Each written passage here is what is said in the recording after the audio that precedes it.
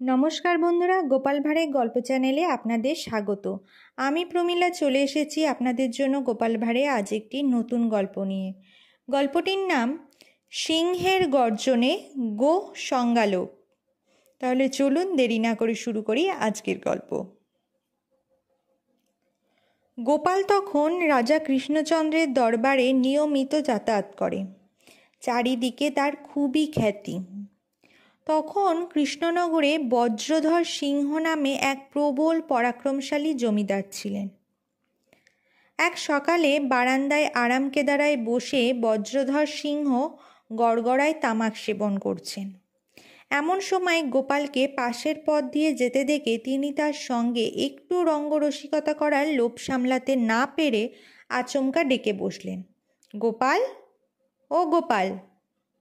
ব্যাস, আর দেরি নয়, গোপাল সঙ্গে সঙ্গে পথের মাঝে লুটিয়ে পড়ে কাতরাতে শুরু করে দিল।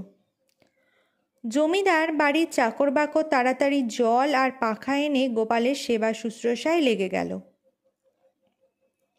একটু পরে গোপাল উঠে এসে জমিদার বজ্রধর সিংহকে লক্ষ্য করে বলে উঠল, জমিদার মশাই, আপনার ডাক শুনে মনে হলো সত্যকারের সিংহ বুঝি আচমকা গর্জন করে উঠল।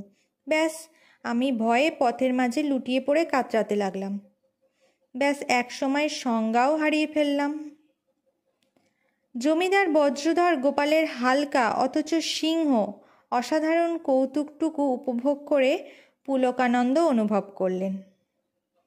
তো বন্ধুরা, এই ছিল আজকে আমাদের গোপাল ভাঁড়ের একটি গল্প, সিংহের গর্জনে গো সংজ্ঞালোপ। গল্পটি যদি আপনাদের ভালো লেগে থাকে অবশ্যই লাইক, শেয়ার, কমেন্ট করবেন এবং চ্যানেলে যদি নতুন হয়ে থাকেন চ্যানেলটিকে সাবস্ক্রাইব করে আমার পাশে থাকবেন। ফিরে আসবো খুব তাড়াতাড়ি নতুন একটি গল্পের সাথে। ধন্যবাদ।